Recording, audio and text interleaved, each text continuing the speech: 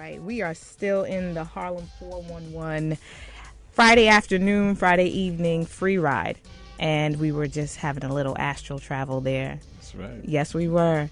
And so I'm very happy to have Councilman Charles Barron in the studio today. Thank you so much for being here with us. Well, it's my pleasure and my honor. Thank you for having me, and I appreciate you.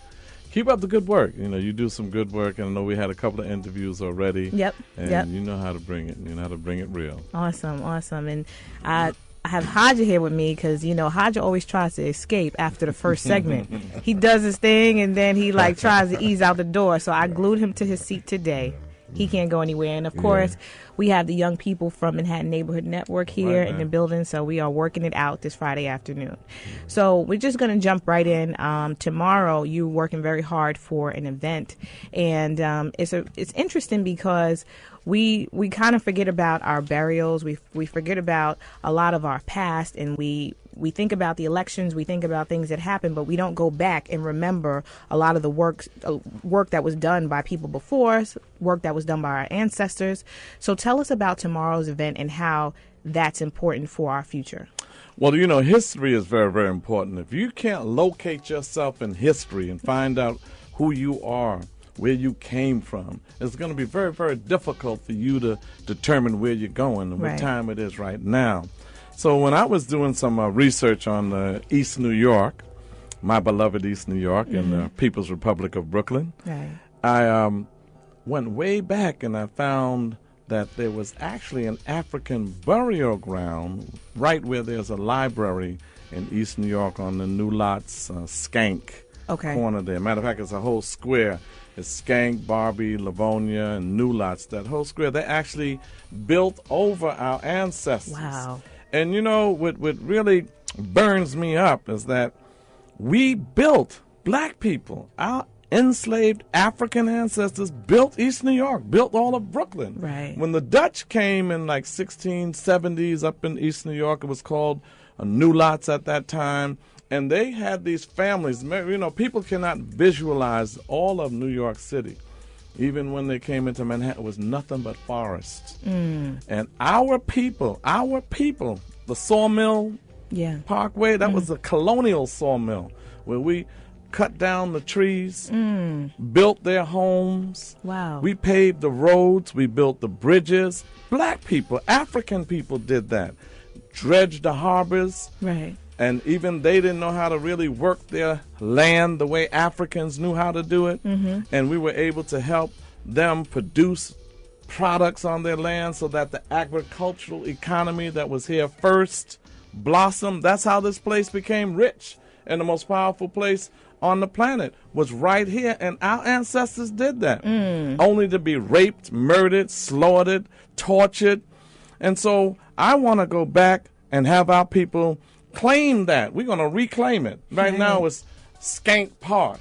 Well, who was Skank? Skank was a slaveholder. Okay. Skank was one of the biggest slaveholders in all of Brooklyn, the Skank family. Because you remember the Dutch came first, 1625 they came and took New York City, Manhattan. They were mainly in Manhattan. Right. The Dutch West India Company came, and they stole this from the Algonquin people, the Lenape people, the Canarsie people, particularly in Brooklyn. It was the Canarsie people. They slaughtered them.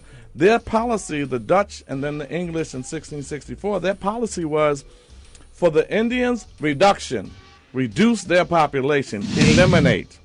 For the Africans, enslavement, get them to build. Right. So here, these white European dirty, low-down dogs come into New York City, murder the indigenous people, steal us from Africa, bring us to the tune of thousands to build this place. And when they first came, they called it New Amsterdam. Remember, New York City was New Amsterdam. Yeah. But the larger New York State was New Netherlands. I didn't know that. New Netherlands. Peter Minuet came in New Netherlands. And then they commissioned Peter Stuyvesant to name New Amsterdam, New Amsterdam. So Peter Stuyvesant was the second governor of New Amsterdam. Peter Stuyvesant had a lot of nerve because the English came in 1664 and they conquered New Amsterdam from Peter Stuyvesant and brought with them James II. He was the Duke of York. Wow. So they named New Netherlands, New York, and New Amsterdam, New York City. Peter Stuyvesant, named after Stuyvesant High School, Right. had a nerve to say the reason why he lost the battle to the English is because he had to feed 300 enslaved Africans. And so we ate up all the food. They didn't have enough food to feed the soldiers. Wow. And that's how he lost. So we was eating up all the food. Here Was it a lot of chicken? Us. Right. A lot of chicken You and know what I'm watermelon? saying? Yeah. You know what I'm saying? So that's that history, and that was mostly in Manhattan. The indigenous people never sold Manhattan for $24. They didn't even have any concept of land ownership, nevertheless selling it. So when the Europeans came, they were trading with them. They were giving them gifts. Right. And they were writing up deeds and treaties talking about, thank you for the gift. And that means Manhattan. Manhattan was the name of the indigenous people there, and that's why they called it Manhattan. Right. And so they took that, and then they branched off. In my East New York, it was called New Lots. And the reason why it was called New Lots because the Dutch and the English settled in Flatbush, in the Flatbush area on the west side of my community. And then they moved east along this road and said, we're looking for new lots because we already have some of the old lots. We're looking for new lots. So came the Van Sicklins, the Skank, the Blakes, and all of them streets named in East New York. These were slaveholders. Wow. Over 70 street names in Brooklyn are named after slaveholders. And those are mass murderers. Mass murderers, rapists. You know, those who really committed some of the most, oh man, your mind can't even conjure up some of the cruelty that they inflicted upon our people. Con los terroristas.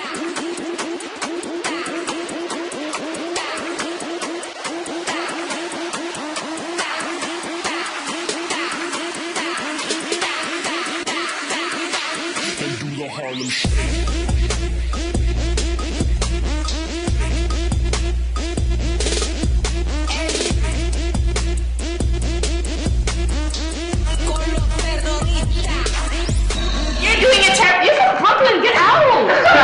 I think this is terrible. I think this is disgusting. I don't understand why you guys are imitating us. This is worse than blackfacing.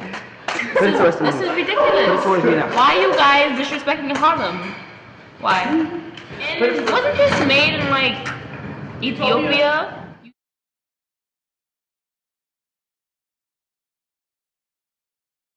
Previously, we did a show on a tribute to the ancestors that happens out on Coney Island. Right. And we spoke about the importance of our ancestors, remembering them, remembering the struggles that we went through.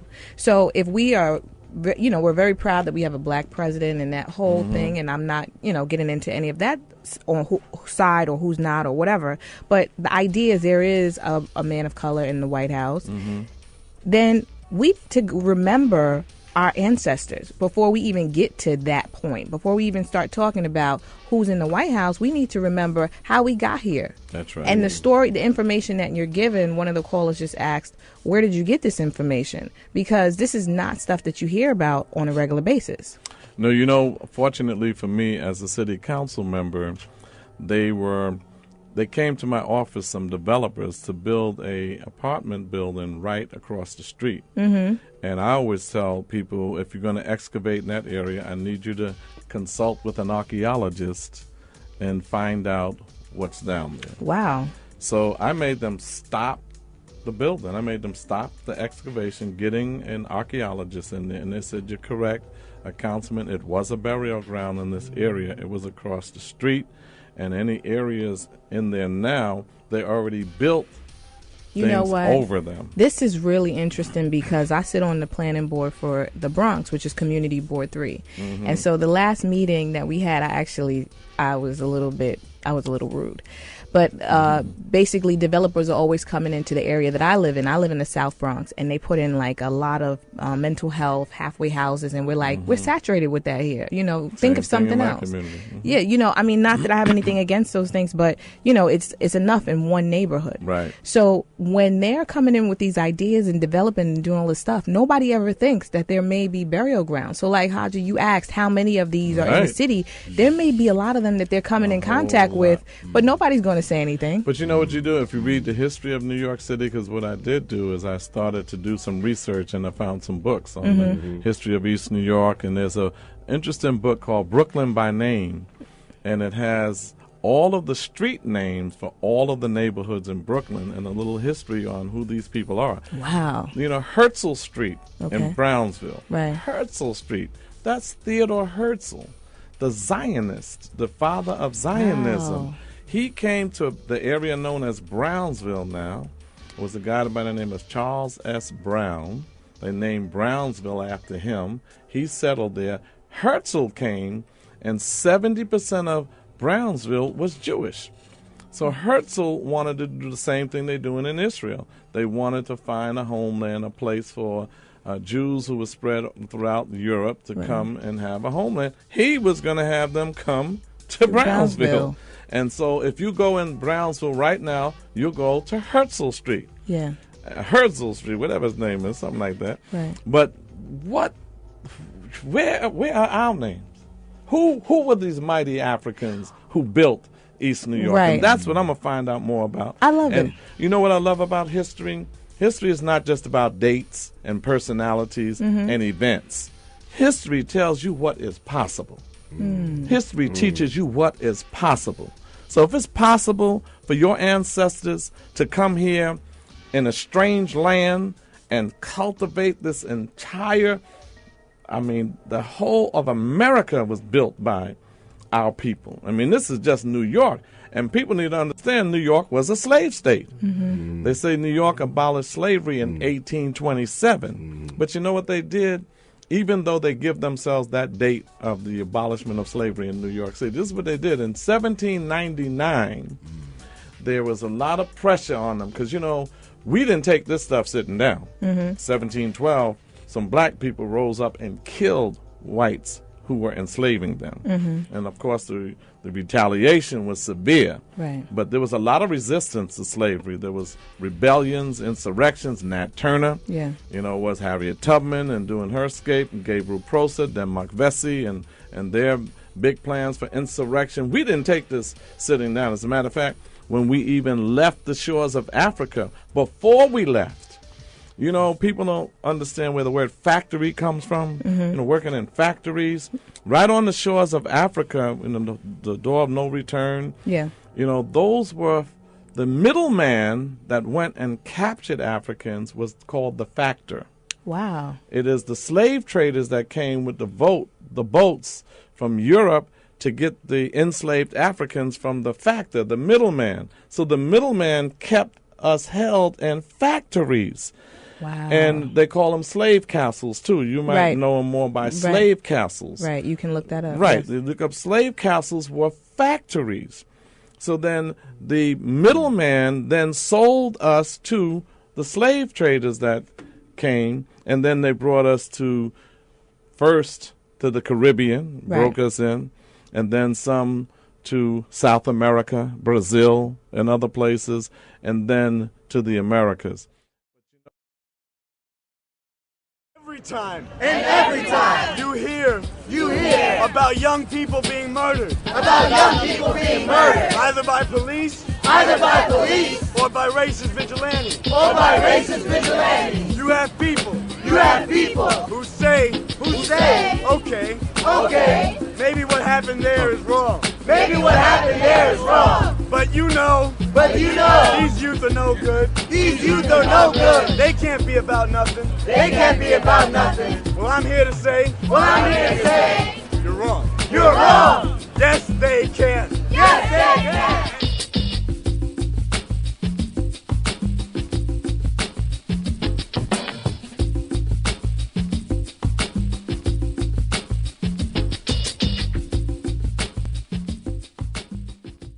And where do we go from here? Well, Barack Obama, you're going to get from Barack Obama what you pressure him to do. We have to stop this foolishness about we don't want to be critical of the president because of the right-wing racists that are attacking him. Our problem is not the right-wing racists. Our problem is the Democratic Party. They were in power. They had the House, they had the Senate, and they had the presidency, and all of the things that the black constituents committed to this Democratic Party over the years, they should have delivered for us. We have to build a movement. The only time that you get anything in this country is when you have a mass movement. You want to stop mass incarceration? You have to build a mass movement. You want to stop and do something about poverty? You want to make Barack Obama work for you? Then you got to stop giving him a pass because he's black. You got to rise up and say, brother president, my brother president. People say, well, what could he do, Charles? Congress is strapping him. No. Let me tell you what's going on. Who's getting something? The Jews demand that he pays attention to Israel. Israel is a little exploitive country in the Middle East, ripping off the Palestinians illegally, immorally, violating every UN resolution. They're ripping that place off. He says nothing about Africa. Africa is rich. Africa is 600 million people, 54 countries. Africa, we're 40 million strong here in America. And he's talking about Israel. And then when we mention Africa or mention black, I'm not the president of black America. I'm the president of the United States of America. Well, tell that to the Jews. Mm-hmm. When they ask you for something, say, I'm not the president of Jewish America. I'm the president of the United States of America. When the gays wanted him to support gay marriage, he ain't even down with that. He said, okay, why? Because they built a movement. You know, when the immigrants, the Latinos wanted him to do something, Barack Obama deported more Latinos than any other president. But then he's talking about the DREAM Act and all other kinds of stuff. But when they want him to do something, they rise up. Now they're talking about immigration. There is no conversation about us because we're not rising up and we're not demanding it. Is that because we are being taken for granted? Absolutely. That's what the Democrats do. That's what Barack Obama's doing. And I'll be honest with you, I'm announcing it here for the first time, probably get in trouble. But I didn't vote for him. Mm-hmm. I didn't vote for either one of them. Mm-hmm. And I'm not voting for anybody that's not going to take care of us. Mm-hmm. And I knew he was going to win New York State, but my conscience couldn't let me do that. This man killed Muammar Gaddafi in Libya and bragged about it and has people thinking he's a terrorist. This man is against Robert Mugabe in Zimbabwe. Mm-hmm. He's taking the land back from whites. You know, we are sitting here dying. We're talking about banning assault weapons. We're not dying from assault weapons. 500 of our black and brown people are dying in Chicago. 62 of them were school-aged children. And you don't say nothing to those poor babies are dying. And my heart goes out for those 20 babies that died in Newtown.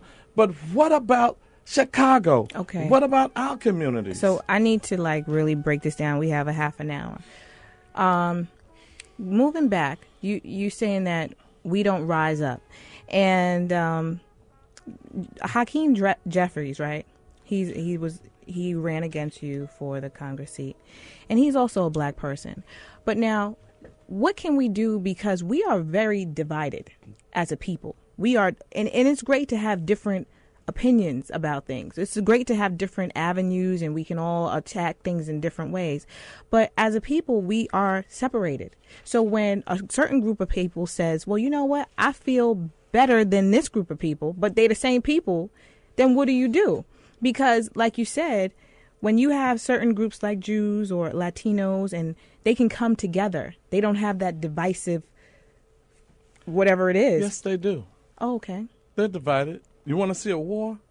You check out some of the war You're right. in the Jewish community. You're right. Okay. They're but divided. see, we're not going to have no kind of unity. But we got to get enough of us. Okay. Enough of us have to be strong.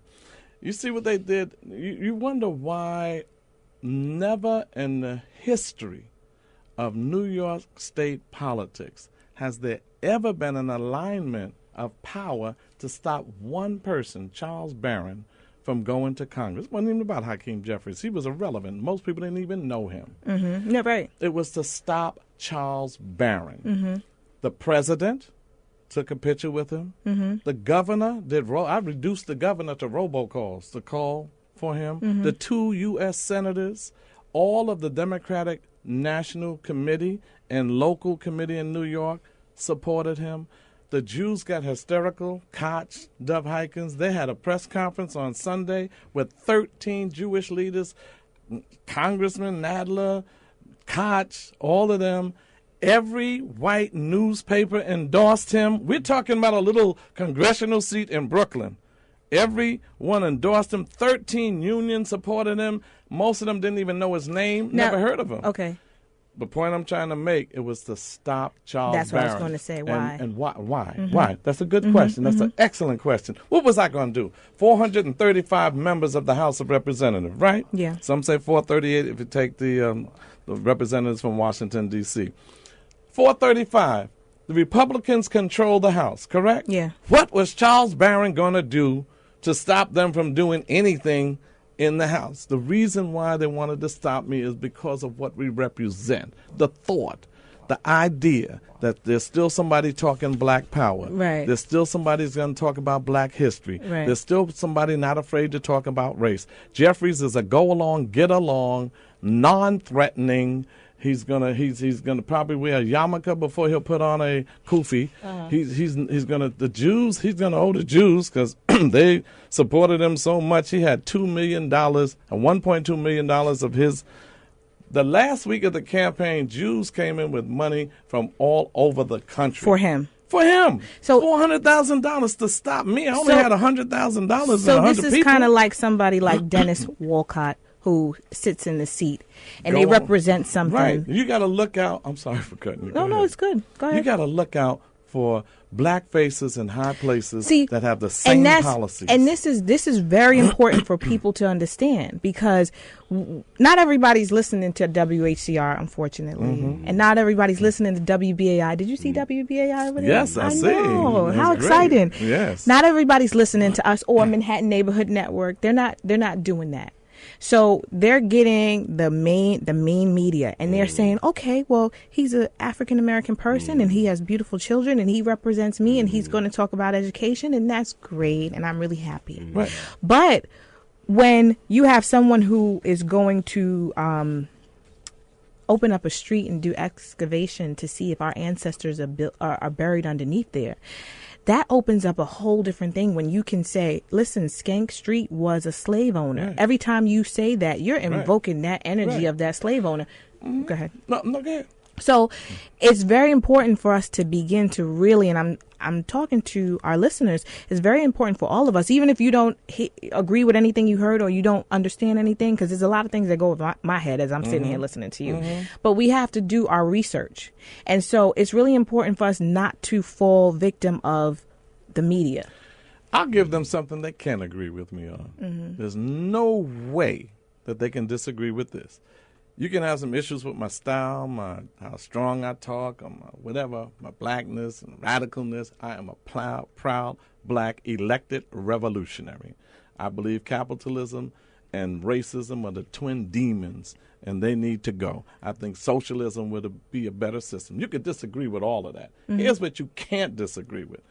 My opponent, Jeffries, didn't come near building more real affordable housing in Brooklyn. I am the #1 council member. You can ask HPD. Don't ask me. Go to HPD and ask them who's the #1 council member and bringing affordable housing into Brooklyn.